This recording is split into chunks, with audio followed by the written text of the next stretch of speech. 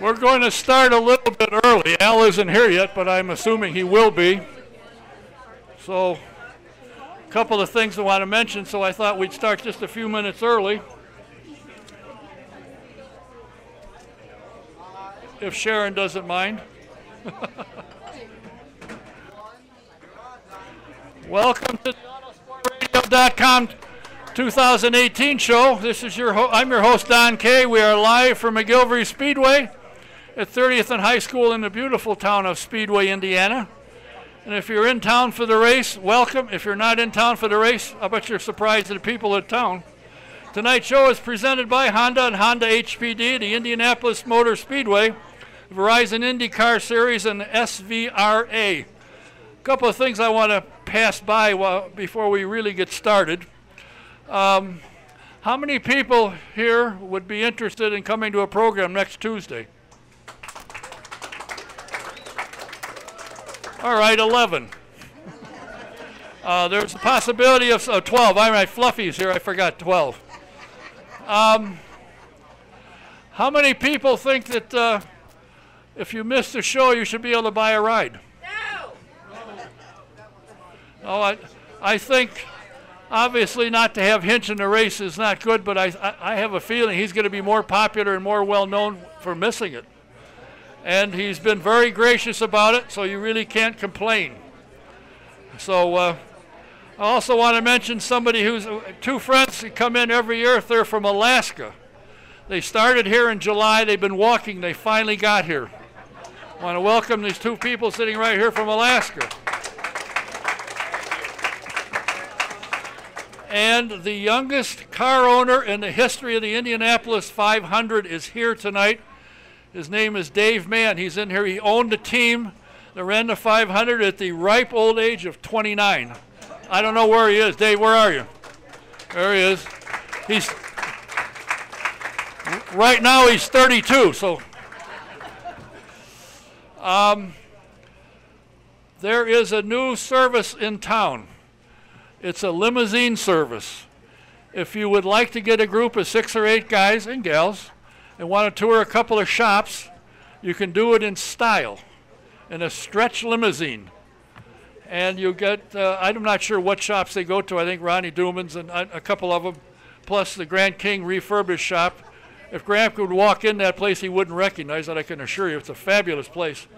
But if you have an interest in taking a ride, a chauffeur-driven ride, and visit some shops, there's 2 numbers you can call to inquire and make a reservation. The first number is the office, 317-820-3595. And if you don't get anywhere that way, you can talk to Bill. And I would suggest the best time to get him is about 2:33 in the morning. At 317-371-0290. That's 317-820-3595.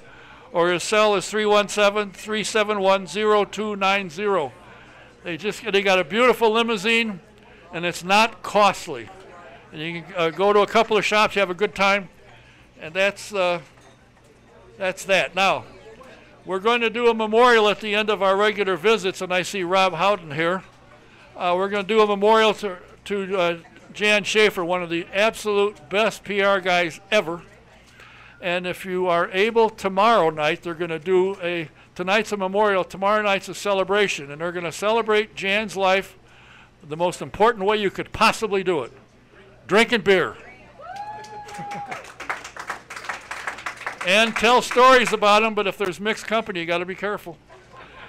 It will be from 6:30 to 8, and it'll be on the patio because some of the people are bringing children's. I'm going to try and get in the children division, but I don't think I'm going to make it. So if you're interested and can make it tomorrow night, I think you'll enjoy it. Jan was a fantastic guy. In fact, he may still hold the record for most appearances on Autosport. When we started here in when did I start? 1997, I think, 1996. He'd be here every week, and if I got stumbled, I had something come up that I was interested in, Jan would step in and talk. He was here a lot.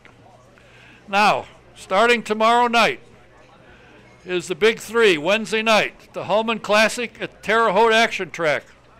Thursday night, the Hoosier 100 at the State Fairgrounds. And Friday night, the Dave Steele Carb Night race at Lucas Oil Raceway. Now, if anybody is interested in going to the action track tomorrow night, it just so happens I have one pair of tickets. If you want to see me after the program, we'll make something happen. If you're interested, you can do that. And also, at the end of the program, I have 4 of the bottles from this year's race, the milk bottles, although it says Miller Lite on them. I don't think they give the driver a bottle and fill it with beer, but maybe. I've got 4 of those, and I also have a Fuzzy's vodka bottle, which we're going to draw for. If you're interested in one, and I believe there's a gal here that can pass out the tickets, I hope. Get a ticket, we'll have a drawing, and you get a Fuzzy's bottle. In fact, we may, if I cry loud enough, we might get 2. So, I want to remind you, if you haven't already joined and you want to wave a chance to wave the green flag and be an honorary starter and take a 2-seater ride, join IndyCar Nation. You could win a VIP experience at every race. Go to IndyCar Nation to sign up today and use the promo code, get a little of this one, DonK15, and you get 15% off your membership. Would you sign that, please? Some young lady asked for it. Also want to remind you that on Thursday, the 24th, is the, I'm sure, there is an Indy 500 Children's Fashion Show. You can join the wives and children of Verizon IndyCar Series and NHRA at Tilly's Tea Room as the next generation walks the runway, showcasing the latest fashions from Saks. There'll be tea and light appetizers to be served. That's Thursday the 24th at 11:30 a.m. It's on the 3rd floor at 8701 Keystone Crossing. Tickets are $50. Now let's get to the chase here. Let's get serious. Joining me, my first guest, of all his accomplishments, of everything he's done in a racing career, from now until the time he dies, he will be a 2-time Indy 500 winner. He is currently the vice president. Thank you. Vice president of Harding Racing. He's a consultant, and he's also, I'm sure, the driver coach for Gabby Chavez, and a guy who's doing very well. Can't get him often, but he's here tonight. Please welcome Mr. Al Unser Jr. Thank you. Thank you. Thank you. You know, the interesting thing, you've been out of a car for some time. You're still probably one of the more popular drivers in the history of the series. Well, I don't know about that, but well, it's been fun. What can I say? I got Dad and Uncle Bobby to thank for that. So. Oh yeah, Uncle Bobby. Are you still working for Speedway Motors? Do you still travel around for them? I do. I drive their Camaro. Yep. What's it like now? You were out of racing for a while. You have come back, and you're now here permanently. You built a house. You're with Harding Racing. Did you miss being involved with the series, with IndyCar, with racing? I definitely miss the racing, without a doubt. And, being in Albuquerque, I figured out that there's no racing in Albuquerque. Oh, really?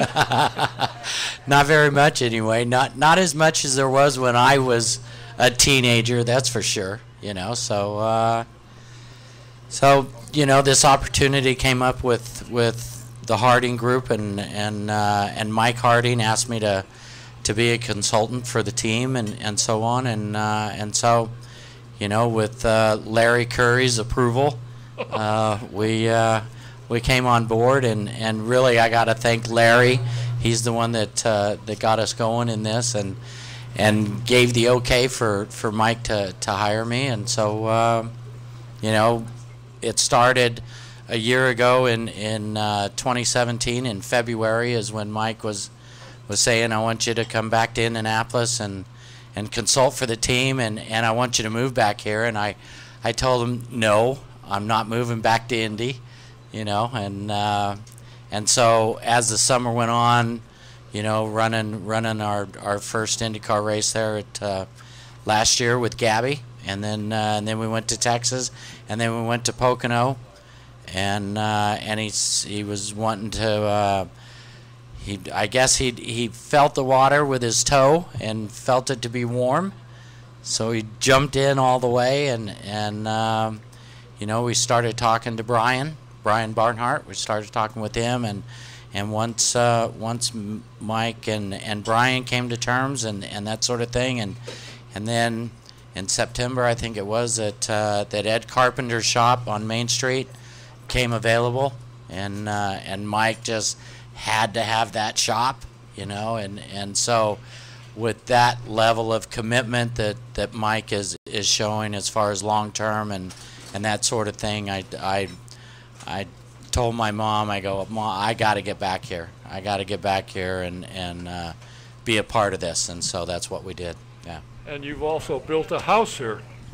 I am. Yep. It's nothing special. It's just in a little housing development, and it was kind of like buying a car, you know. There's just so many floor plans that you can pick out. There's so many, so much flooring and paint and all that, and I did it all in one day. Kind of walked into a showroom, and I went, okay, that, and I had my mom with me, and I'd look at her and I go, is that okay? And she goes, yeah, that looks good. So we kind of did it real quick. I mean, there was just so many options, you know, so limited amount of options to pick from, and so we just picked it and got her done. The team, you know, the team seems to really have gelled well. I mean, Gabby obviously is a talented driver, and unless I've fallen asleep somewhere, whenever he's gotten out of the car, you just put it in a trailer. It's not in pieces. You don't have to sweep it up. So far, yes.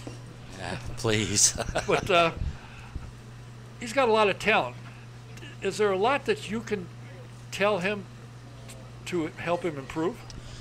Actually, from the first time that I was with Gabby last year here at Indy and watching him run and so on, he's super calm. He gives great feedback on the car. He doesn't get excited out there. He's got patience like you can't believe, and you know, he's 24 years old and he drives as if he was a 35-year-old veteran. I mean, he's real special in that way, just the raw talent that he has and so on. And you know, we've been working hard at it. You know, we're getting better each time. You know, last year we qualified 25th for the 500. This year we're setting 22nd. You know, so we improved, you know, a little bit, and so hopefully race day we can go out and just have a safe run, and hopefully we'll do, you know, the same or better than we did last year, because we ended up 9th last year. So. What is the job of a consultant? What does a consultant do for a race team? Well, so far I'm the one that's the butt of all jokes in the shop. I was in there today, and you got Mike giving me a hard time. You got Brian. They kind of feed off of each other, you know. And so far it's been that. I mean, perfect example. They on Easter, on April Fool's Day. Yes. They put out a press release that I'm running the 500, and so there is the example of what's going on inside Harding Racing. You know, I didn't know. I knew nothing about it. I woke up Sunday morning, my phone's blowing up, going, "Congratulations! We're so excited!" On and on. And I'm going, these guys, I tell you. And then I asked them, I go, you know, you got to put out an April Fool's release. And they go, no, we're not going to, no. So then I go to the races, St. Pete, Phoenix. People are coming up to me going, way to go, Al, congratulations. So, yeah. I saw it and I put it out. And then I called Liz and said, this is a joke. She said, yeah. Yeah. But I didn't retract it. Yeah, it was a joke on Al, that's for sure. Now, you and Willie T have teamed up. What is that business about? Willie T and I, we reconnected during the SVRA event that Tony Perella puts on in June, and you know, we reconnected in 14 which was the inaugural one, and we started just talking about it, and you know, phone calls and so on, and you know, he wanted to see if we could give back, because Willie's been out of the racing also, just like myself, and you know, we just can't get it out of our blood. We love racing. We want to be a part of it, and you know, we're vintage, so you know, it was kind of a natural place to go to just go out and be a part of racing and have fun. And you know, the business venture that we've started, it's one of his old mechanics that he reconnected with, and so you know, we're offering to go out and give coaching, give consulting, go have dinner with the people that want to bring us in, and it's not just about racing, but spending the weekend with them and just having fun in the sport and trying to give back. So I told Willie the last time I saw him, I said, "You going to be here in June?" He said, "Yes." I said, I don't want to talk to you." Why? Your son competed nationally against 3,000 shooters and he won. I want to talk to him. No. Theo is a world champion skeet shooter, and he is a world champion without a doubt. So I saw that. He does a great job. So and I texted Theo and I said, "Is it all right if we do that?" He said, "Sure." Sure. Leave well, so far, you know, we've got the ads in the SVRA magazines and stuff like that, and we've had that many phone calls to bring us in. Really? So already? Wow. Yeah, it's a thriving business, I tell you. Well, it sounds like some of the stuff I do. I mean, you think these people come to listen to me? Not a chance in the world. Would you like to be driving now? Do you like these cars? Do you like the competition? Do you like the direction the series is going? That's a loaded question. Those are a lot of questions all in one. No, I don't want to be driving now. The formula is way different than I ever dreamed of doing. You know, these guys, there's going to be times in the race, and I've witnessed it the last 5 or 6 years, that you're going to run two abreast in one of the corners in throughout the day, and so you know, we never even thought about running two abreast. And when I was running at Indy, and they do it now. You know, especially on restarts, turn one, they go through there two abreast, and they're I mean, so the whole formula is different. You know, these guys, they're so close. They have to be so aggressive on the restarts, and a lot of that reason is because the reliability on these cars are so good. You know, with the paddle shifts, it shifts electronically, so you know that it makes the reliability just go straight through the roof unless there's problems with the electronics, which is abnormal for that to be. And so, you know, they carry what, 18 gallons, I think, is the full tank, and so from full to empty, the cars don't change balance at all. You know, I carried 40 gallons, and so from full to empty, the car would change its balance, and so you had to keep up with it. The tires, they don't go away, you know, from full to empty. They get out there and they run them wide open. The leader runs wide open all day, every stop. That's just a no-brainer. And so, you know, it's a traffic jam at 2:30, and you know, it's like these cars. You know, we running at Texas and so on. I mean, they're so equal that no, I don't want to be a part of that. No, not out there. Is the direction of IndyCar going in the right way? Yes, I believe it is. The popularity is definitely growing, you know, and so you know, we had 35 cars. We had a bump day, you know, and so that was the first time in a long time. So we've got new car owners coming in, Juncos, Carlin, Mike Harding, so that's new meat, I guess, coming into the sport, and it's all good. That shows a direction of growth, so it's good.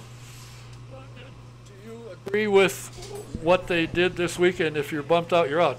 No buying a ride, although I'm sure, it's happened in the past. He's bought a ride and put a driver in, but Sam said last night at your gathering, he said, no, it's not going to happen. You agree with that? Well, last night I was trying to be politically correct, okay?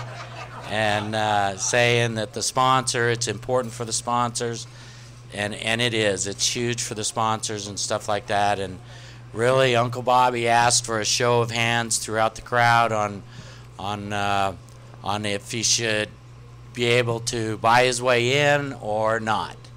And there was only just a few people. I'm talking 4 hands came up out of everyone that thought that would be okay for him to buy his way in, and so obviously the fans, they want the tradition to stick where it is, and he missed the show, and so I missed the show in '95. There was no buying my way into the deal. Ray Hall a couple years earlier, he missed the show. There was no buying his way in, and so I got to thinking about it afterwards, and there's no rule. There's no IndyCar rule or at IMS that they can't buy their way in. And so Ryan Hunter-Reay a few years ago was able to do that. And so it's not unprecedented if Arrow and Sam and Peterson got their way in and put up the money and did it. So it's been done before. Quite honestly, I wished it was done in '95, but that it wasn't in the cards then. And so I think it shows really what Sam said last night and Arrow, the whole team. They said that the CEO of Arrow said we win with you guys and we lose with you guys, and so that was just pure class that it was all about. And so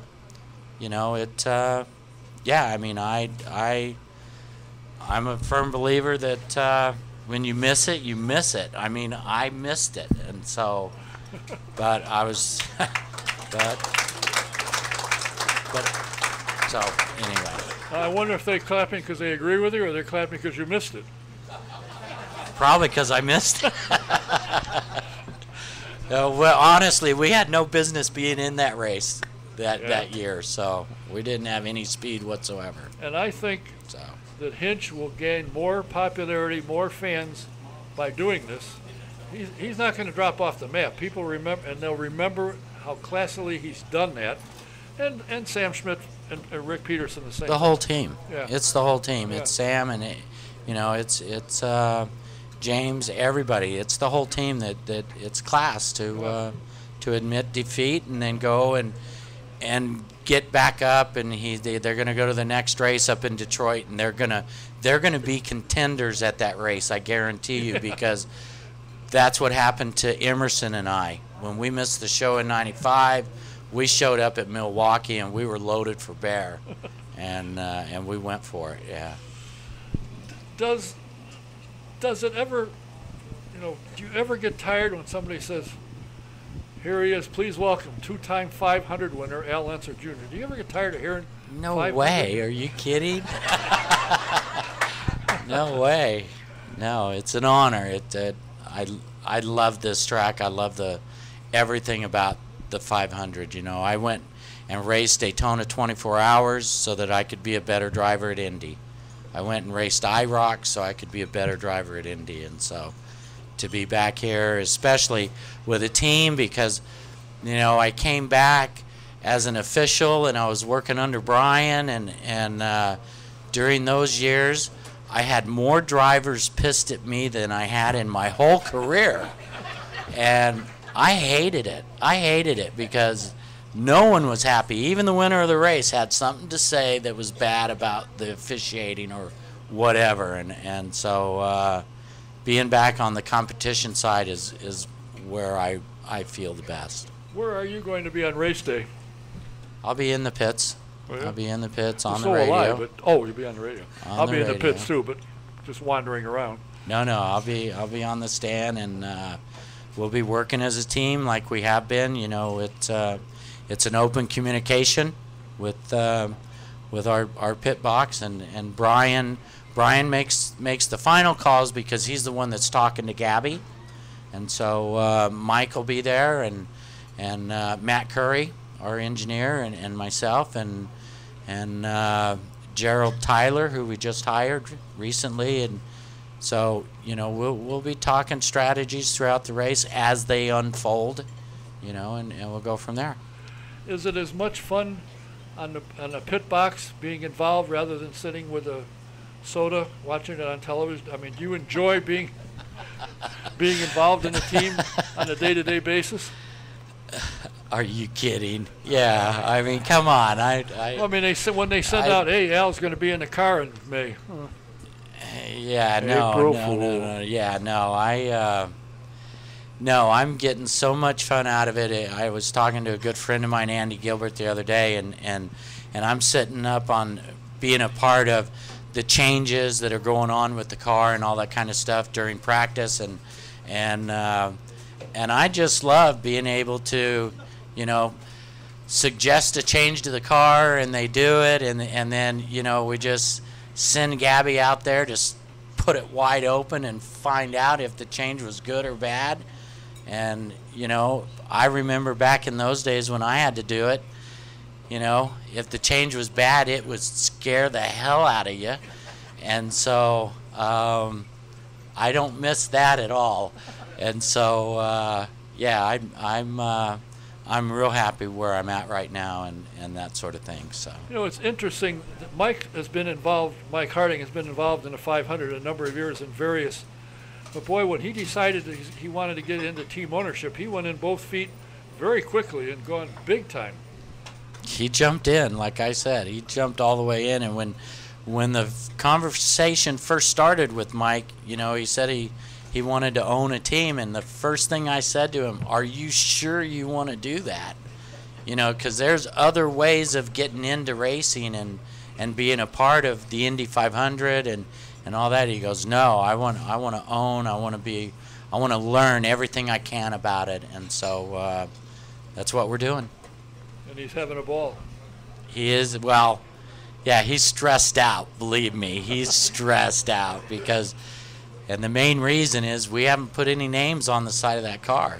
I mean, we've got some sponsors that have come on board. It's been really good because one of those sponsors has been Westport Homes, who I just bought a home from them. So I was in there working that, you know, and so yeah, I mean, you know, they're small sponsors. We haven't got the major sponsor yet, and so Mike is definitely stressing like you can't believe, but it takes time, and so, you know, and so if we can just move up that grid a little bit more and a little bit more, then you know, they'll have no choice but to show us on TV, and that's when hopefully we'll start getting some recognition. So, well, I'll tell you what, I know I speak for everyone here and the multitudes that are watching live on the internet right now. There couldn't be a better name to have come back and joined the series. You know, it interests me with all the championships you've won, all the races you've won, everything you've accomplished in your career. The first thing everyone says, 500 winner. And that kind of sums up everything you've done in your whole career. You won the 500 twice. Thanks. It now we just got to get Dad out of Chama, out of northern New Mexico, and come back here and be a part of this too. So. Oh, you'll keep hammering on him. And Uncle Bobby's back here, and Uncle Bobby's truly enjoying all of this. I mean, I bet he is. we had a museum visit a couple days ago, and just so happened Mario was in the crowd, and so, you know, it was funny. I was giving Mario a hard time the other day because we were driving around in the golf carts there, and Mike was driving. I was in his golf cart, and we stopped and we were kind of signing some autographs or whatever. And here comes Mario, and he comes slow, and he circles around my golf cart real slow, and pulls up right to the back seat, which is where I was, and I go, "What are you doing?" He goes, "Nothing," like that, you know. I go, "Oh, I know what you're doing." And he goes, "What?" I go, "You're out trolling for autographs, aren't you?" And he goes, "What? Like this?" I go, No, it's okay. Dad and Uncle Bobby, they do it all the time. So, you know, I understand." And he started laughing, and right then the group came on us, and we started signing autographs, and it was good. It was really good. So. Well, your dad isn't going to disappear. He'll be here in June as a grand Dad will marshal be here. for SVRA. Dad'll be here. Dad, you know, he had some conflicts, scheduling or what have you, and so, but he'll be back, no doubt about it. And Uncle Bobby's just having a great time. They're just telling all kinds of stories. Mario and Uncle Bobby got going the other night, and it was about Uncle Bobby's Formula One career. Is what it was at, and he was going, "I'm telling you," you know, he got into it. It was pretty funny. I ended up sitting down because I was supposed to speak with Uncle Bobby, and then Mario came walking up. I was in the wrong generation, completely. That was before my time, so I just sat down, and they just went at it and talked about their trip to Monza and all that kind of stuff. So. And if you haven't seen the amazing Unser exhibit at the museum, you've got to go. You've got to go and see it. It's phenomenal. It turned out really well. Yeah, it really did. Thanks. And it's amazing. Some of the cars that you guys don't know, people have them, and they all of a sudden come up and they say, "Oh, you want my car?" Yeah. There's still a lot of your cars that you don't own them all. They're floating around. In fact, I know one of your dad's cars being rebuilt by Ron Duman, I think, Rick Duman. Yeah. Well, there's a lot more cars of Uncle Bobby's and Dad's than there are of mine, I'll tell you that. You know, because they started before there was gasoline engines. Yeah. So. And Uncle Bobby will tell you about 1915 going up Pikes Peak. And I'm going, what? 1915? How old does that make him? I'm going, really? You didn't buy that, I'm sure. Well, I want to thank you. it was his father and my great uncles. It was my grandpa and my great uncles that were going up there. And you guys owned that for many years. Uncle Bobby did fantastic up there. You betcha. Well, I want to thank you for your time. I know you're busy doing housework, washing windows, cleaning up as a construction. Not yet. It's almost done. Almost done. I went and checked it out today, and they were doing the final inspection on it, and so I'm going to close on June 5th, and I'm going to get to move into it in June 11th. They wanted to do it at the end of May when I first got the phone call that it's going to be ready at the end of May, and I go, I'm a little busy at that time, so, but it's all good. I've enjoyed the winter back here. I came back here in October, and I've enjoyed the winter. Everybody said it was going to be really cold, which it was really cold, as I guess the coldest in 36 years or something. But it really wasn't that bad because in the wintertime, Dad and Uncle Bobby and I, we'd spend our time up in northern New Mexico riding snowmobiles and stuff like that. And I was reminded that it was right about that. Cold because up in Chama, when I had my diesel truck up there, the diesel fuel would freeze.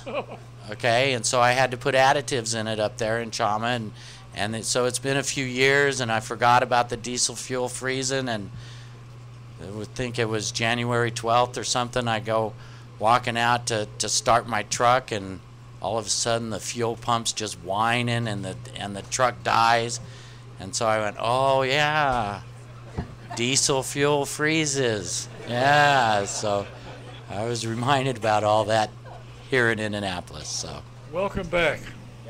Thank you. Thank you. Thank you. We wish you guys, the Harding team, nothing but the best in the 500, and your driver is certainly capable of being in the top 10 and top 5, most likely. Well, we hope so. If we can just finish and have a good, safe race out there for everyone, it's going to be a fantastic show. No doubt about it. So, thanks for being here. Thank you. Thank you. Al Unser Jr.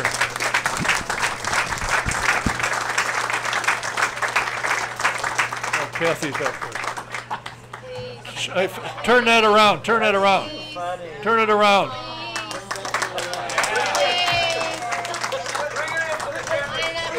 My other guests will be coming up here in just a minute. My other guests will be coming up here. Roger, Gordon, come on up. I want to remind you that if you want to find the best prices in the country, you got to go to Sam Pierce Chevrolet in Daleville, which is in the country. You'll find out why. Go around that way. It's around there. Go to Daleville, take I-69 north to exit 34, go east 1 mile, and you'll see Sam Pierce Chevrolet. And when Sam sells you a car, he doesn't stand behind you, he stands alongside you. If you want to find out how exciting it is and thrilling it is to drive an Indy car, you got to try the Indy Racing Experience. You can go to IndyRacingExperience.com, find a date that works for you, and sign up, and in the promo box put SJ1. And then, or you can call the office. The number is 317-243-7171. Ask for Shonda and tell her the date. And SJ1, you get the discount. If it's time to get insurance for your home, your car, your commercial building, do what I've and a lot of people have done. Call Mike Pardee at VP Insurance. He's located at 5004 West 16th Street in Speedway. You'll find you get better coverage for less money. The number is 317-248-0070. Get a quote. You'll find out you'll get better coverage for less money. And if you are a vintage car fan, you need to subscribe to the SVRA Vintage Racing Quarterly. Go to svra.com and subscribe to it. It's a great first-class magazine. You'll love it. And some of the cars you knew as a kid, they're still around and they're running. The next event for the SVRA is the Sonoma Historic Motorsports Festival at Sonoma Raceway. It's May 31st through June 3rd. If you're out on the West Coast, you get a chance to stop in. You'll love it. And I want to remind you that the Vintage Indy Registry, driving Indy past into the present, is dedicated to the history and preservation of Indy cars from 1911 to 1997.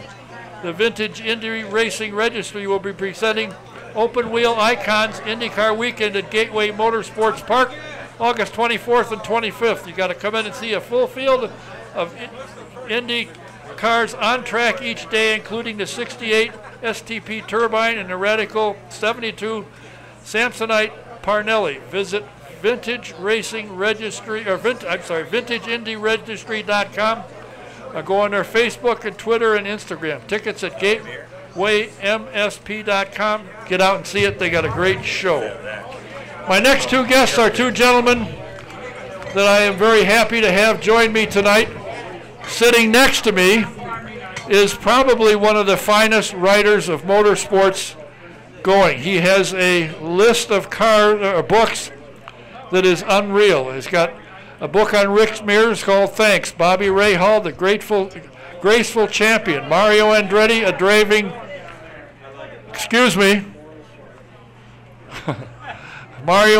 a driving passion, a winning venture, Honda's decade in kart racing. Greg Moore, a legacy of spirit, the Unser legacy, the 4 generations of speed.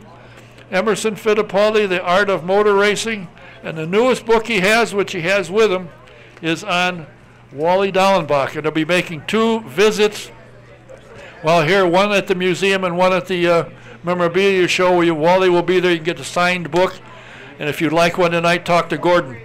He's one of the finest writers there is. Please welcome Mr. Gordon Kirby.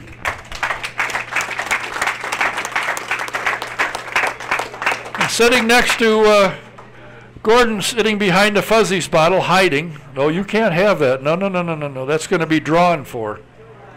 Roger, move it aside. No, no.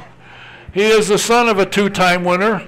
He started racing and decided his dad was better than he was, so he went into other ventures. He was involved in motorsports for quite a number of years, and then he started his own business, and he and his lovely bride had a very successful business. They are now retired and living in Manhattan Beach, California. And if you remember listening to me tell you, if you're ever out in the LAX area, and you should go to Manhattan Beach to the Fish Bar.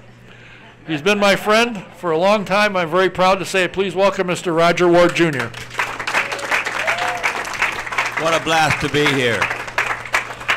And don't forget, Don Kay and I started this program many years ago. Yeah, I got here in town and I said, I want to have a program. He said, okay. So I called Roger. I saw him somewhere. I said, how'd you like to do a program? He can't do it. Why? You'll never sell it. That's not what I asked you. Will you do it? It won't sell. Roger, will you do it? Okay. I called him the next day. I said, you ready to start? Did you sell it? Yeah.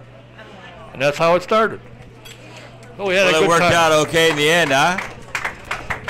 Gordon, what got you involved? Did you drive? Were you a racer? What got you involved in racing? Oh my God, I don't know where to begin. My father used to race motorcycles, and I guess that's kind of where it began, and it went on from there. I was kind of into racing and riding both as a kid, and messed around with a bunch of race teams early on, kind of in Formula 4s, as a matter of fact. And so I did both kind of racing and riding, working on crews and helping a guy. There was a guy named David Loring, was a good friend of mine, and he was a very good young race driver. This was many years ago in the early 70s, and he won a whole bunch of races in Formula 4s. I worked with him, and then we went to Europe together, and his dream was to become a Formula 1 driver. He never quite made it to there, but he was very successful. He won his class at Sebring in the GTO category, a lot of different things over the course of his career. So that was kind of the beginning of things, and I started writing away for many magazines, Autosport in the UK, Auto Week, Competition Press as it was here, and covered racing. Had the pleasure of covering racing all over the country and all over the world for many, many years, and now I find myself writing books and kind of becoming a historian. It's been a great pleasure to take my passions and knit them together and do what I really love. Now, you've been involved in the starting of a couple of magazines. Some I'm sure we have heard of. Yeah, three or four different ones. My goal, in many ways, was to, quote, be the modern Chrissy Economaki, create a real great modern racing magazine, and I was, able to cover Indy cars and maybe write, do a little bit of the NASCAR, a little bit of IMSA racing, a little bit of sprint car racing, just look at the whole scene and cover the whole thing. So I was involved. I think it was 1980. We started a magazine called On Track, and it was every 2 weeks. We hoped to turn it into a weekly and really sort of compete with Speed Sport News.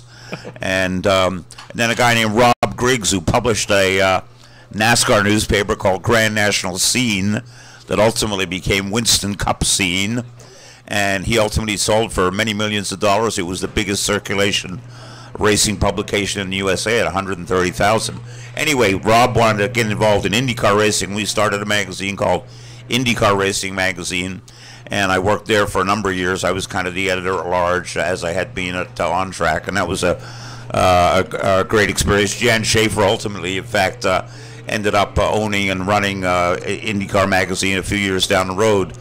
And then other things came along. I was hired by Auto Week in the mid-'80s when they went from being a tabloid, Competition Press and Auto Week, to Auto Week, the magazine. I worked for them for 5 or 6 years, primarily covering IndyCar racing, but doing a little bit of everything else.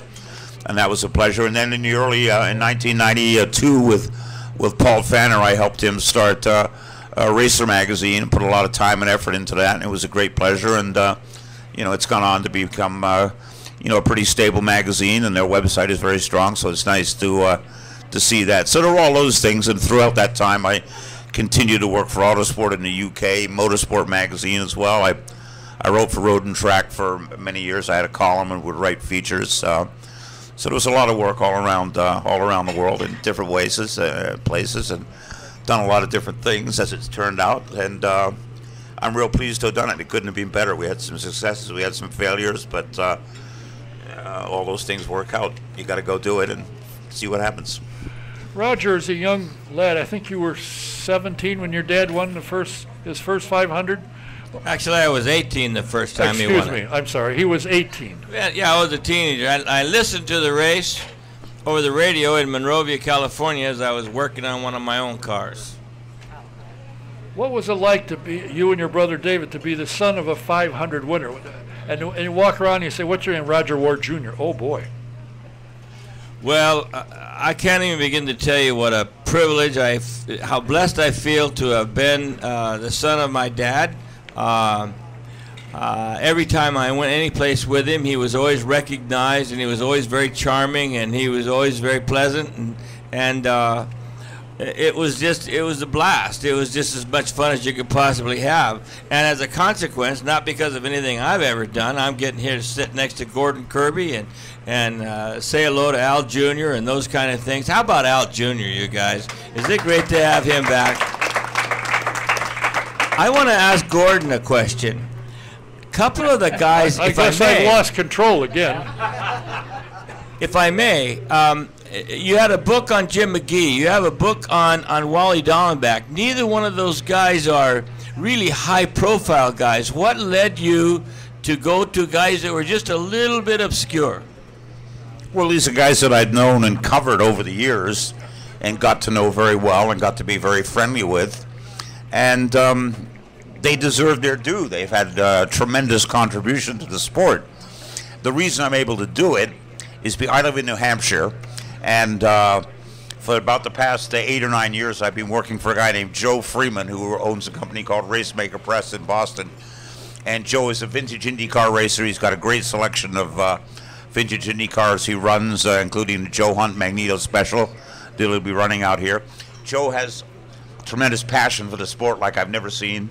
He has the most fantastic archive of literally over 1 million photos of American racing from 1896 to today. Tremendous library.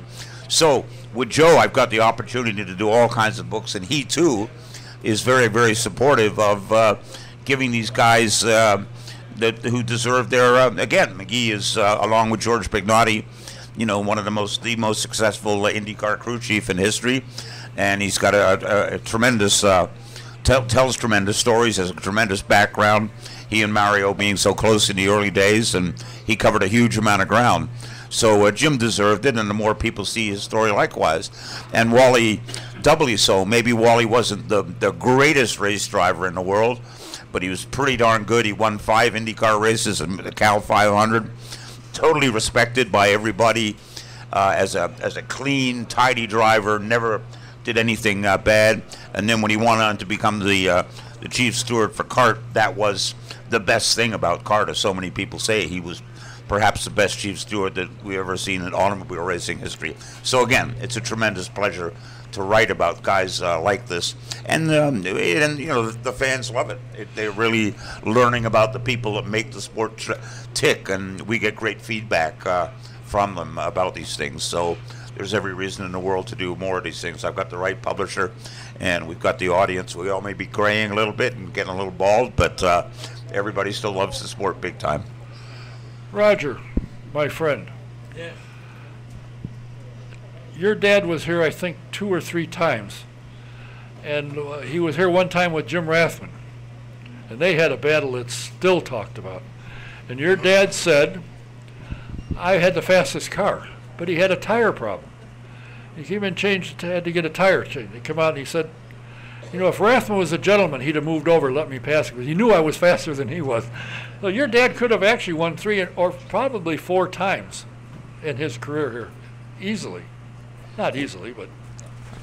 Well, if you listen to our side of the story, we did win in '59. Thanks to Rathman, we didn't win in '60, but should have, and that was a mistake that my father made in the pits. He killed the engine. They spent, I think, 1:40 seconds or something like that getting it fired back up, and he went back out and made all of that time up and blew Rathman off. But what happened is they had a little, like a wrench inside the race car, a ratchet wrench that would push tighten the bar up a little bit, and so he loaded too much weight into the right front and wore the right front tire out, and that's why he had to back off, and Rathman took the victory.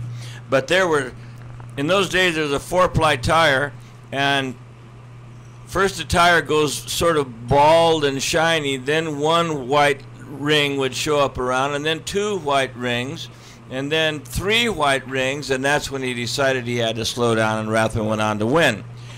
In '61, we could have won if we had known what was going on. Like with the radios today, somebody was going to, because Foyt had to stop for fuel, and Sachs had to stop for a tire. If we'd have known that, we'd have stayed up with those guys, and we could have won that race.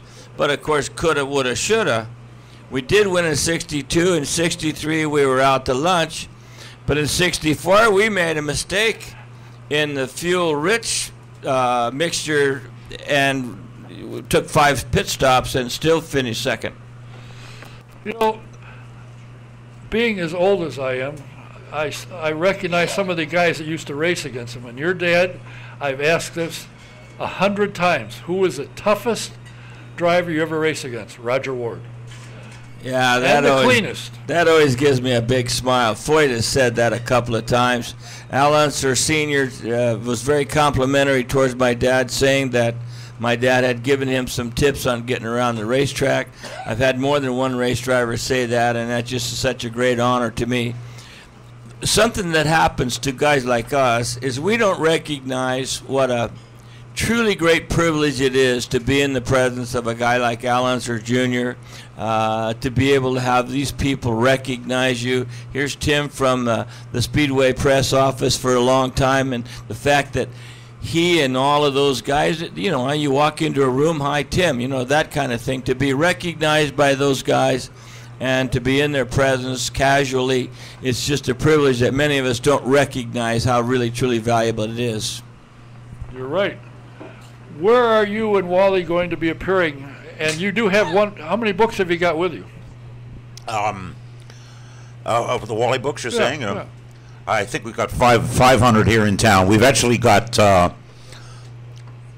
Thursday afternoon at the Speedway Museum at 1 o'clock. We're going to be signing books there. In fact, there's going to be a big book signing.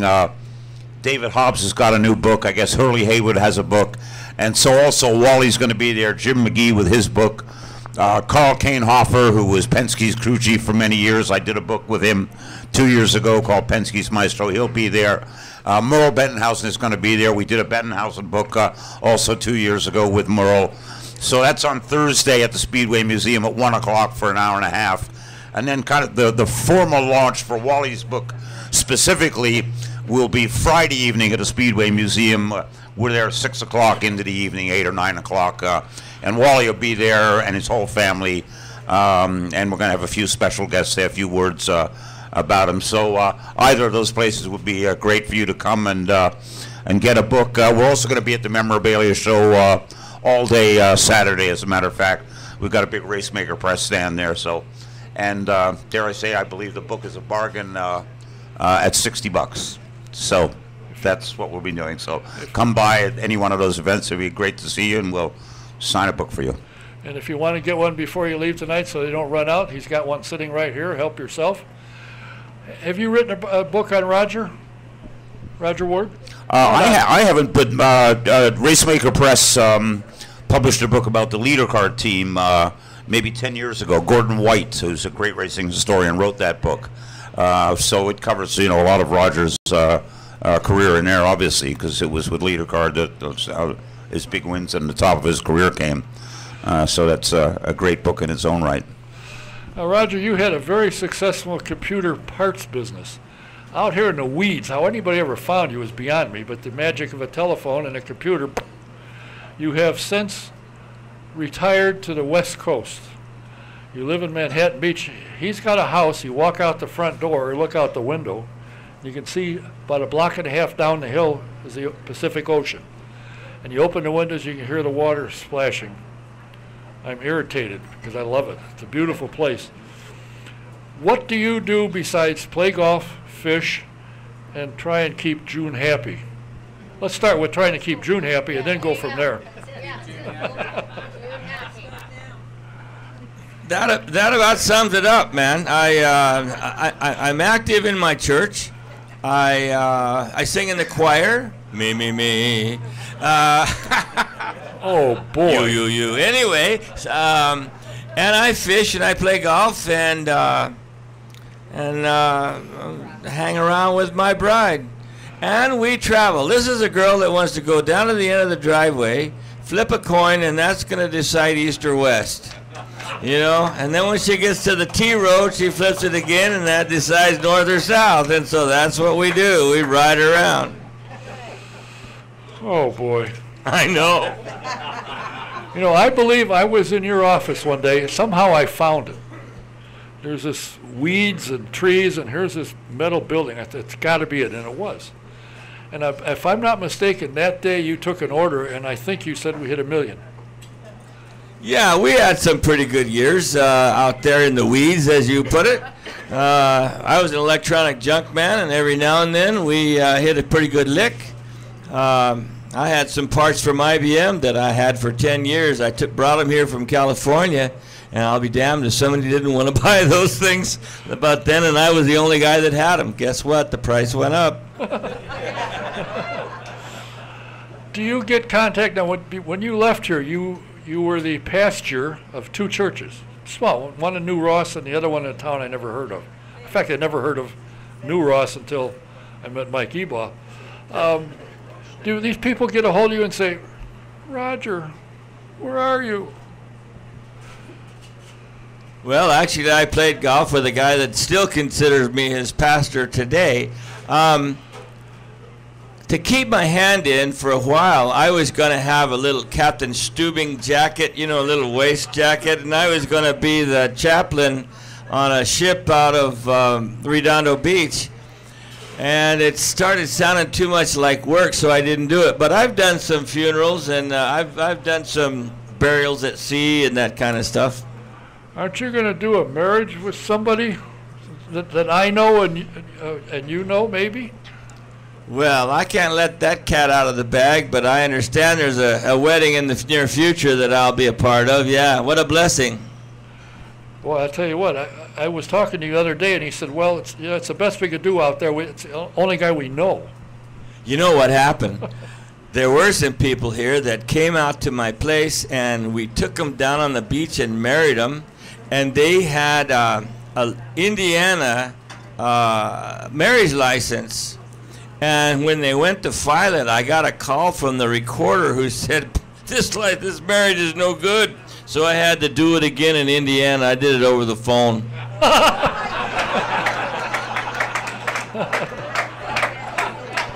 Okay. I have to tell you, twice in my life, I have looked at a bride and groom and said, you know what, if I was the king, it would be eternally against the law for you two to get married.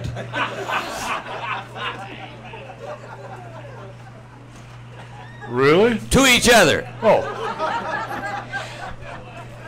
Well, I got to tell you, we need to step along. Roger, it's always a thrill to talk to you and see you. And when this past March, was it March when? April when the Long Beach race. I got out there on a Thursday. We went to the fish bar and had dinner with you and Joan and I. And we came back Sunday night after the race, and there was 6 of us. We had dinner there again. Great place, and I understand you do pop in from time to time. Well, yeah, they have great wines and excellent food. It's rated one of the best seafood restaurants in our town. It's really a pleasure to go in there. You know, before I get excused, you know what, Angela that owns this joint, every single time we come in here, we are treated like kings. This place is packed. She is such a great hostess, and I think we owe a great round of applause to Angela.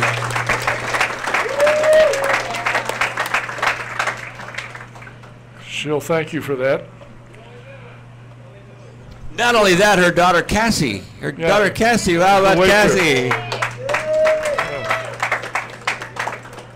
She's got her summer uniform on. Not bad. Yeah, not bad. Gordon, I've seen you, and I know who you were for many years, and I was always hesitant to ask you. And this year I said, bite the bullet and ask him. And you surprised me. You said, sure, absolutely. I can't tell you how pleased I am to have you on the program. You're very, very well known, very, very well read. As I told you earlier, some people asked me, who are your guests? And I said, Gordon Kirby. Really? God, he's a great writer. I didn't know they knew you. I thought, wow, good. Thanks for being here. My pleasure. Great to be here. Great group of people, obviously true fans. Read my books, buy my books, my pleasure, and enjoy the heck out of the race this weekend. And there's some cards up here that'll tell you how to look up his books and how to get them. So on your way out, help yourself. Roger Ward Jr. and Gordon Kirby. My next two guests are on their way up, I know. Aren't you, Janice, on your way up? And Rob, come on up. The young lady that is joining me right now is, I'm very pleased to have her as a guest. She is going to tell us about the IndyCar Ministry. They're having a fundraiser of sorts this Saturday. She is on the board secretary of the IndyCar Ministry, and she's the director of development, and she seems to me, according to Steve, developed very well. And they're going to have a get-together and a silent auction in garage 35, which is the second one south of the pagoda. Stop in there. You got some great things on silent auction, and all will help the IndyCar Ministry, a very important part of the IndyCar series. Please welcome Janice Jordan.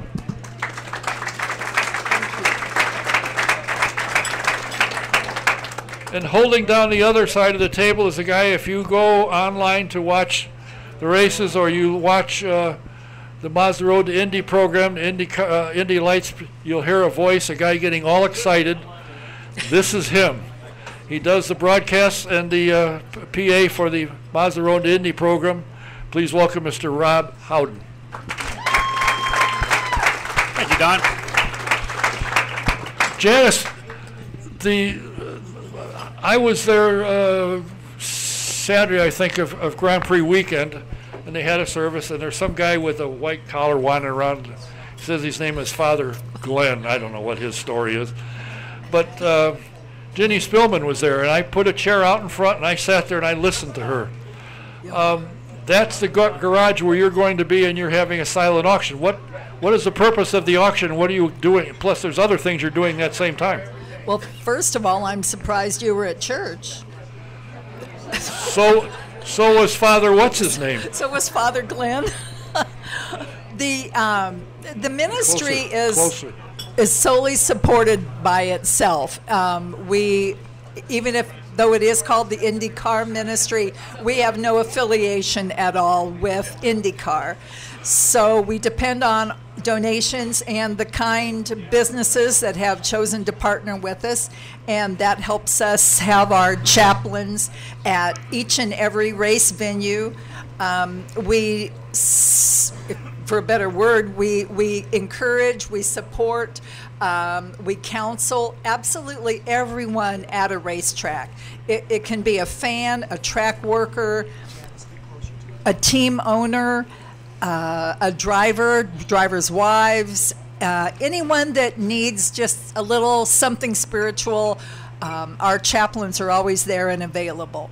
And the auction on Saturday will start pretty early in the morning, about 8 o'clock, and probably end around 11. But we've got some great pieces of memorabilia. We've got a 2-seater ride. We've got some wonderful gift packages from Speedway merchants. And it will all come together to help fund these chaplains being able to go to every race. And you also are hosting the mechanics lunch. Yes, we are. A couple of years ago,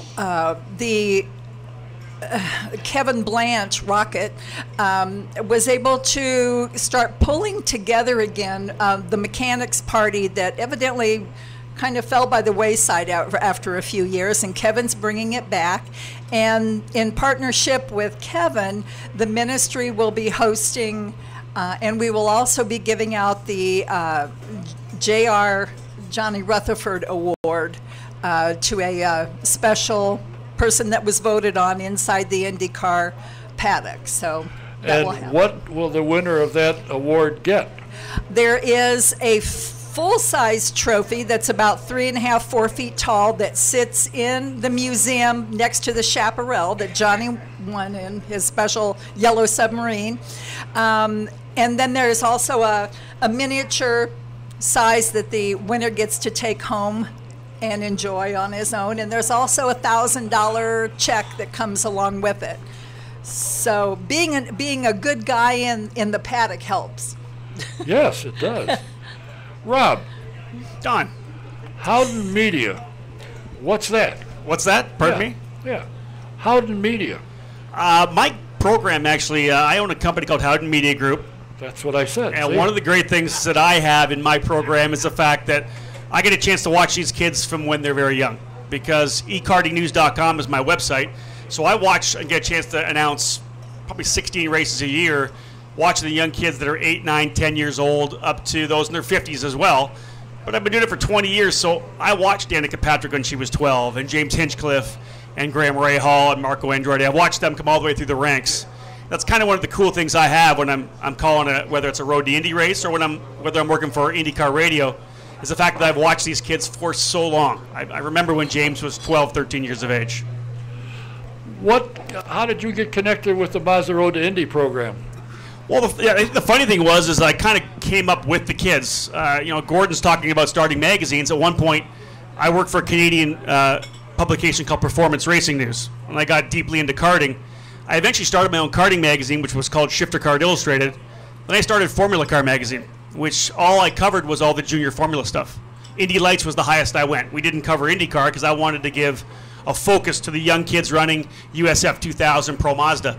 So back then, I had the magazine, and Dane Anderson said, "You're going to start announcing for me because you have this magazine, you know everybody," and it went from there.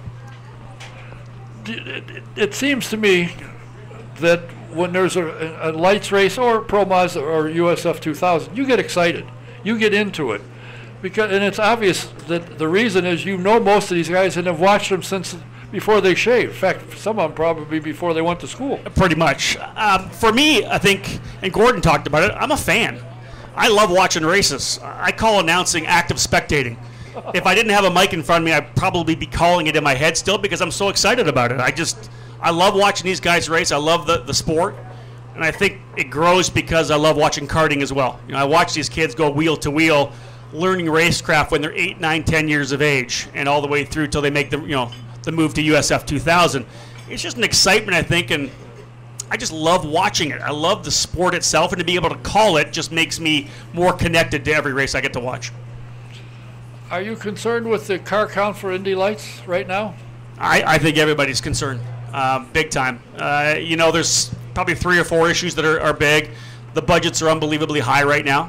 It's tough for guys to come up with the money to do it.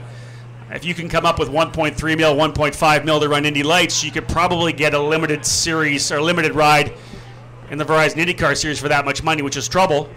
We also, we didn't have any pool of drivers to draw from last year. We only had 6 or 7 real young drivers in Pro Mazda last year, so that made it tougher. We didn't have that big pool to draw from. And the other thing is the ones that have been successful have moved on to IndyCar, which is what the whole program is about, and nobody moved up to take their place. Now, what do we say when Matthias Lace makes the move, and of course Kyle Kaiser and Zachary Clayman DeMello? Guys are moving up, but they're also going into those limited, those smaller programs for the same amount of money. We're thrilled. Obviously, there's going to be 25 drivers in the 500 this year who have come through the Mazda Road to Indy, and a little less than that over the last 6 or 7 years. But for us to see those kids move up, it's great. We just need to be able to bring more kids up into that rung when they leave. Well, one of the things I have a lot of the drivers come here because I want people to know who's coming up next, who's the ones to watch, and it works out real well. Janice, what got you and Steve involved in the IndyCar ministry? Was he in trouble and you tried to save him, and that's how it got into it? Well, there's probably a lot of truth to that. Oh, yeah, that's what I was afraid of. But, I think it really started with Bob Hills a few years ago, who was our chaplain for many years. And Bob needed help with fundraising and finding ways to partner, build relationships with businesses, people of like mind that might be interested in supporting the ministry.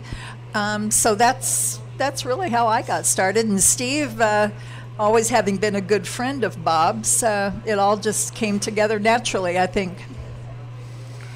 You know, I forgot to mention this. They had started a food program. Fred Jones started a food program, and he left, and Bob moved on, so Fred came back.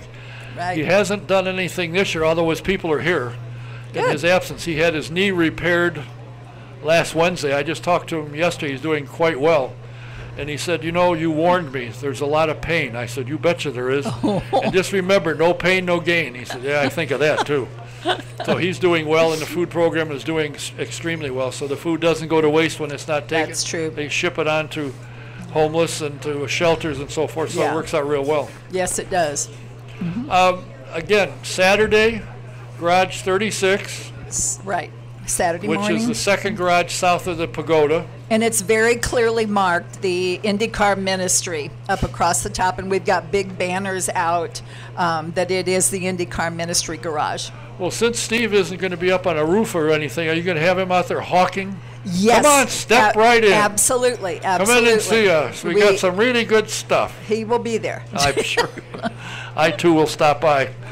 Rob, what do you see with the Freedom 100? Do you see a good? I see a good competitive race.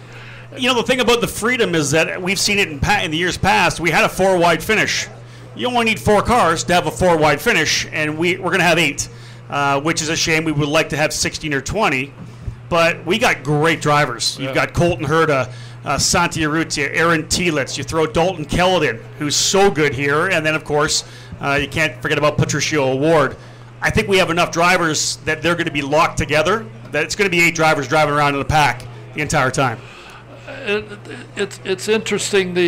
As you said, I think 2 of the closest races in the history of the Speedway have been in the Freedom 100, and I was taken aback because I know Darren Manning, and I said, how good is Dalton? He said, he's good. And then I saw that yesterday and went, holy Toledo. He was numero uno. Yeah, 198.005 mile per hour. I think he was really good out of the box. He's always been good on the ovals, even coming through the whole road to Indy, USF 2000, Pro Mazda. He's always been really strong on the ovals. I think Dalton he's so motivated to do well here. And he's got a pretty good driver coach.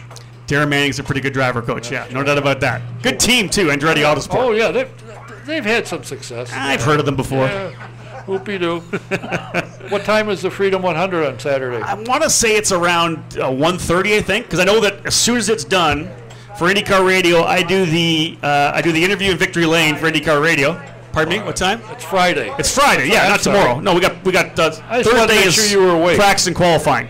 On Friday, I go straight from Victory Lane, hop in a car, and we got to drive up for qualifying for USF 2000 and Pro Mazda at Lucas Oil Raceway. That's good. It's not that far. It's not what's good. If there's no traffic, I'll be okay. Otherwise, single car qualifying begins, I think, an hour after we're finished. Well, I want to thank you, Janice, for being here. I'm sorry? Are you giving him directions? Why don't you give him a piece of paper? Man, MapQuest might not do it. I got to find the inside scoop to get up there without the traffic. They'll know. They'll tell you. Well, I wish you well, and I hope that people will stop by and see you. And I know you've got some really good stuff for the silent auction, so stop in. It's a good cause, and by the way, if you make a contribution, Thank you. it's a 501c3, so you can write it off. Right, that's true. So That's thank true. you. Good luck. Thank you. Janice Jordan. And when you listen to the broadcast, you can, for IndyCar practice and so forth, you can go to racecontrol.indycar.com, and when these guys are running, when the lights and so forth are running, it'll be there live. Listen to it. I'll tell you, Don. I've never been here before. I live in Canada, near Toronto. I've watched this online a lot. Right? I didn't realize you packed a place like this. It's It's standing room only. I couldn't sit down. It's standing room only here. May. You're a star. No, it's you people. It's Don K, folks. Oh. Come on. Right? That's a star.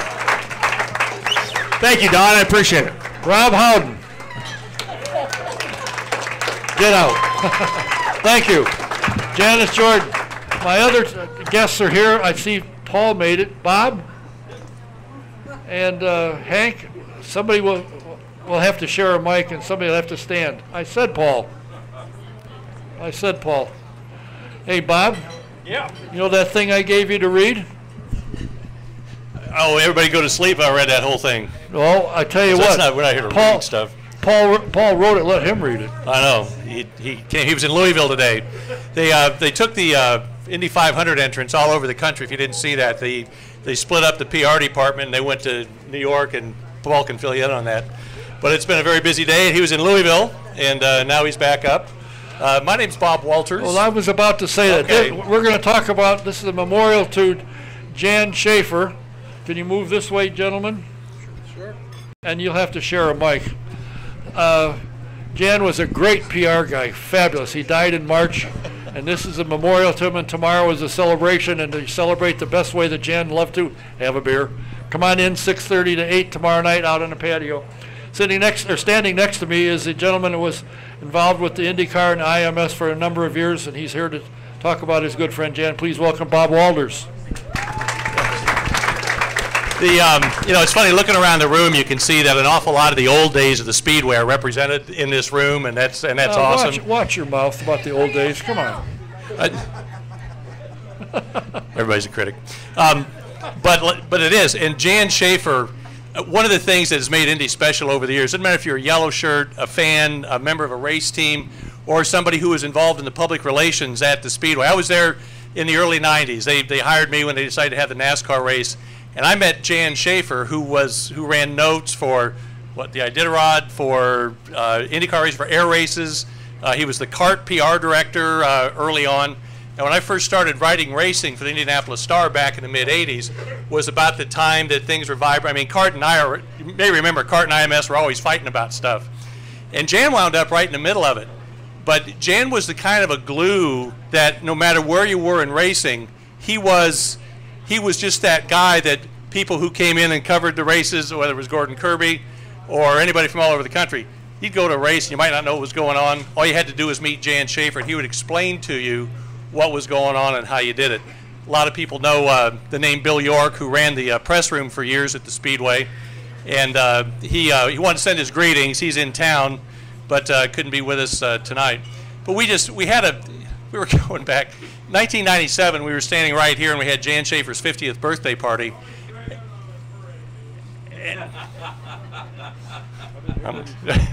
I don't know. I don't think it. Does he need another beer? Maybe. I don't know. Tend to that guy. But Jan was the guy that people rallied around him. And Jan's not the guy where he passed away back in March, and he's not the kind of guy where you say nice things about the dearly departed. He's a guy you tell stories about, because Jan was well loved. He helped a lot of people.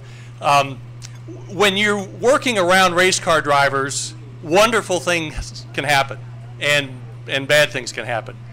And Jan's humanity in the nature of what happened in racing was just so terrific. Linda Mansfield, who's here, was a long time, worked with him. Bill York always made a point not to get to know the drivers very well. That was just kind of his thing. And Jan was the kind of guy that said, hey, we like what we're doing. We love the people we're around. We travel together. We spend a month of May together. And you bet we're going to get to know each other and love each other as because it's such an unusual thing that auto racing does. And Jan was just kind of a point person for that. And anybody that knew him, had to love him, unless you were a yellow shirt, in which case you didn't get along with him. He was very passionate about what he was doing. And if you knew Jan, and we've got stories that we could keep going. But Paul Kelly has been doing notes and kind of took over from what Jan used to do. And he's been at the track I left the track in '96, and Paul's been there for 98. 98, okay. Yeah, long time. But and two things: he's a hockey fan, He's a music fan, and he's a boxing fan. Yeah, and a racing fan And too. Don't well, forget now he's coming to that. there. Come on, I don't want to get like thrown out of here. You know, I'm among good folk here. Unique situation with me and Jan in that I started at the Speedway in '98, and I essentially took Jan's place. And it was a long story, but I was scared because I had heard about this guy named Jan Schaefer, and he was a legend. I mean, he was a legend in motorsports media. I saw the work that he did. When I first started the job, they sent me all the reports that he did, and I just looked at him and I just thought, how in the hell am I going to do this? You know, I thought I was pretty good at what I did, and then I saw that, and it was just like, oh. And I got a call before I even started at the Speedway, and it was Jan. It was the guy who I was hired to replace. And he called me up and he said, hey, I'm going to be at Disney. Your first race. Anything you need, let me know. I'll help you any way I can. And I thought, He was probably calling from here. yeah, probably, yeah. And I thought, holy cow. I mean, this guy has every right to be upset, you know, and he didn't know me from Adam. I'm not from around here. I'm still not from around here. I live in upstate New York, yet I work for the Speedway full time. You'd have to ask the New York State Department of Corrections what that's all about, but you know, I wear bell bottoms because of the ankle bracelet, but we'll just, please, we're among friends here. But Jan was so helpful from the get-go, and I thought, wow. And he always was helpful, and he always had tips, even as I got to know the job and got comfortable with the job. And he always had tips, and he was always helpful. And Jan took great pride. I mean, like Bob said, he got to know the racers because they were his family. Yeah. All the people who worked for him on the media staff, they were his family. You know, Jan had no children, but he had hundreds of children. You know what I mean? Everybody who worked here were part of his family. They weren't just employees to him. He cared deeply. I mean, Jan had passion about everything. He had passion about racing. He had passion about this place. He had passion about having beers. He had passion about going out and having a couple, you know, smoking a few cigarettes. He had passion about the English language, especially the profane parts of it.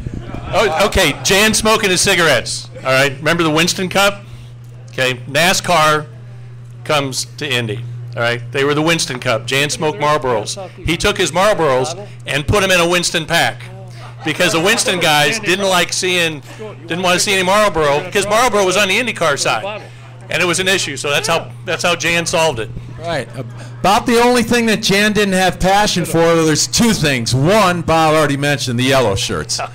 I mean, his battles with the yellow shorts were legendary. Legendary. I mean, I sometimes think he almost invented the battles, but no, they happened. He was just like a magnet for yellow shirt problems, and you know, every morning, oh, those goddamn yellow, they style this goddamn yellow shirts. It was just, you know, a litany every morning. And the other thing, as you well know, Bob, computers. He learned how to type on a Rimfire Underwood back in the old days. At two fingers. 2-finger. He may have been the fastest two-finger typist on earth. The man could type like 100 words a minute just going. While he was smoking a cigarette in the old back room, he could type that fast.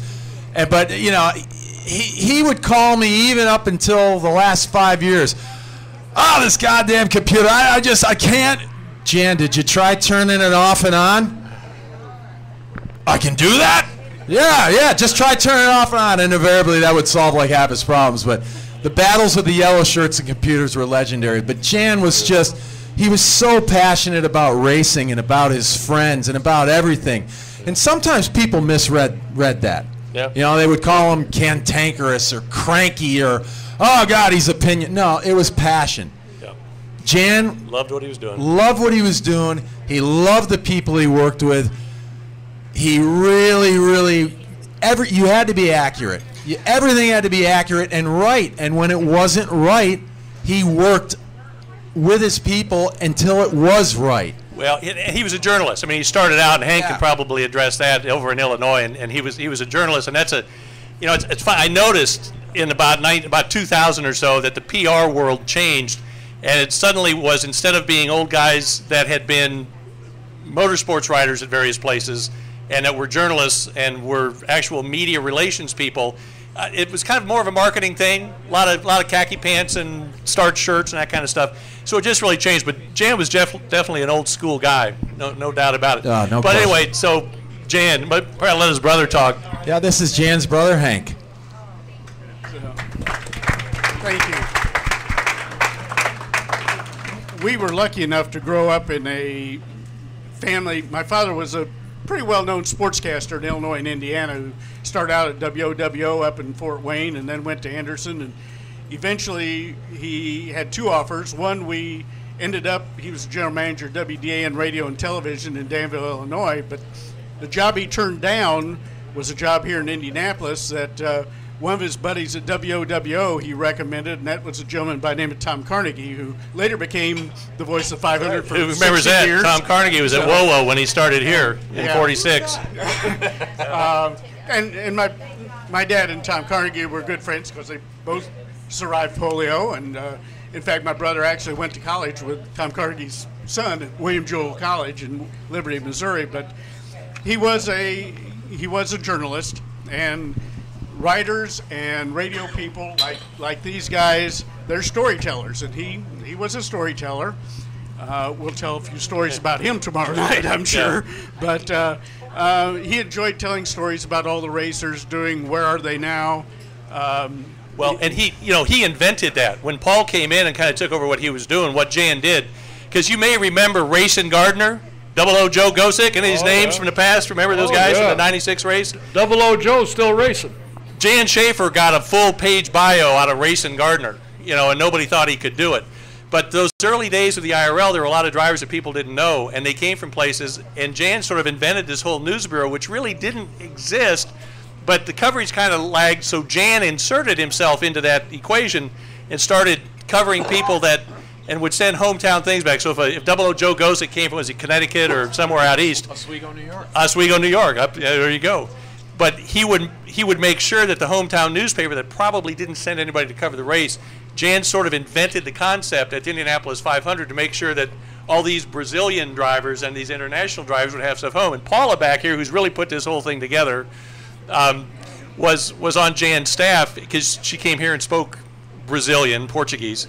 But so in the late, when did you get here, Paula? 91. Okay, so that was the age of Nigel Mansell and Mo and 6.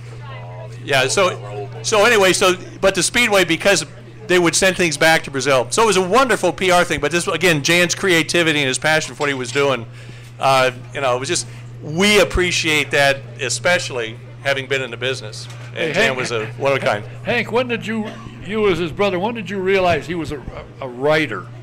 He started, I think, fairly early, didn't he? He did start early. His first byline was for the Danville Commercial News as a junior in high school of the Indianapolis race that unfortunately was the big wreck with Eddie Sachs and Dave McDonald that passed away. And in fact, his sports editor from the Danville Commercial News came to visit me yesterday. He's 94 years old and brought me his first byline. So, and it's the story of that race. Yeah. A.J. Foyt won his second that year. Most of you probably would know about that. As I mentioned it when we started the program, when I started doing this here with Roger, Jan was here almost every week, and if something came up or was a story we wanted to find out about, I'd go, Jan, come here. He probably holds the record for being on Autosport more than Jan was here every night. You were here every week, so. That's true as well. The last time I saw him, he was not well, and he smoked, and he had oxygen. We're sitting there talking. He takes the oxygen off, grabs a cigarette, strikes his lighter. I said, I'll see you later, and I left. The oxygen wouldn't dare explode on Jan. No. He was a character, but the man's heart was in what he did. He treated his people that worked for him, with him, well, and if they had a question, he wouldn't hesitate to answer. If they wanted to know which direction to go, he'd tell them. Yeah. He didn't berate anybody. He'd help them. Yep. And if there's one thing quality of Jan's that was so important, not, he was so helpful to me, but that Jan really probably, short of Donald Davidson, probably knew more about the 500 and about the drivers and the people and the history than just about anybody. But he was so willing to train you're and messing help. with Donald Davidson there. That's a tall order there too. Yeah, but I mean, he trained so many young journalists, so many people who joined his staff, went on to careers in either journalism or public relations, and he got more of a charge out of that than anything. I mean, he just loved raising the next generation. He just gave and gave and gave and gave and gave. It was never about him. Never. It was always about either the Speedway or the people. I mean, he was such a defender of the Speedway, and in the early years of the IRL, during the height of the kart war, I mean, anybody who wrote anything negative about the IRL, I can't repeat what he would call him. This is a family show, but I mean, he was, as they say in drag racing, up on the tires when anybody wrote anything negative about the Speedway or the IRL. We called that race mode in the back room. In the back room race mode, yeah. He was a little bit ticked if he got the rubber band out and started fiddling with it. Yeah.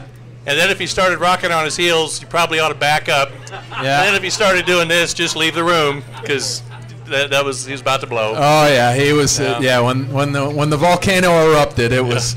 There was a lot of lava. Yeah, a lot of lava. Now there's a young lady over here, Paula, who's passing out tickets. If you're interested in being involved in a draw for the Fuzzy's vodka bottle, and I understand there may be another one. Angela? Have you seen this? Angela, are you gonna? This is just the coolest bottle. If you haven't seen a Fuzzy's, are you going to give me a second bottle? It's a picture on the inside of one of Hoyt's wins. I can't tell which one. Drawing for 2 bottles. Super Tex. Passing out the tickets. If you'd like one, take it. When we're done here, we're going to draw for the 2 bottles. And if anybody wants this year's milk bottle, it says Miller Lite on it. Fill it up with Miller Lite and celebrate the win. Don, thank you so much for donating this time to the memory of Jan Schaefer. He died in March 10th.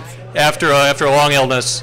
And we've been looking forward to, and Paula and some of us have been planning this for a while. So we're going to get together with a fraternity tomorrow night out here, and they're going to hoist a few to him. And the gang will all be here tonight, but we sure appreciate Don letting us in and talking about him a little bit tonight. Thank you, Don. Sure do. Really appreciate it. Thanks for everybody being here. Don't forget, if you have the chance, come on out here tomorrow, 6:30 to 8. Talk about Jan, have a beer, which is something he would be very happy to see. And I probably will do a program next week. My website is autosportradio.com, and watch for my autosportradio.com Facebook and the Don K Facebook page. If I can get a couple of guests that I'm after, we'll probably do a program next Tuesday. And I also have something I should be able to read, which will really take people's breath away. So hopefully we'll do the show next week. If you can be here, come on, be here. And don't forget what I told you. You want to take a tour around town, visit a couple shops, and do it in class? You got to call 317-820-3959 or 317, and I recommend this at 2 in the morning, 317-371-0290. Get 6 or 8 guys together and take a tour of the shops. Very reasonable, and you have a great time. Thanks for being here. Thanks for watching. Thanks to Roger. Thanks to Gordon for being here. Al Jr., of course, and the 3 Musketeers who talked about Jan. Until tomorrow night, if you have an opportunity, or next Tuesday. See you then. Don K. saying good night. Thanks for being here.